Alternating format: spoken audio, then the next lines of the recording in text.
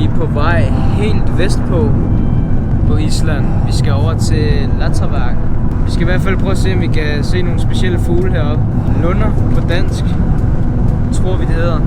Vi kører næsten 5 timer for at se fugle. Men udsigten er med os, og vejret er med os. Så det er jo egentlig dejligt nok at køre sådan.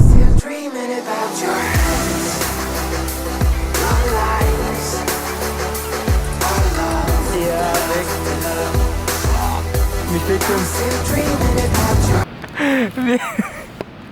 Vi tager billeder af Fuglebæk.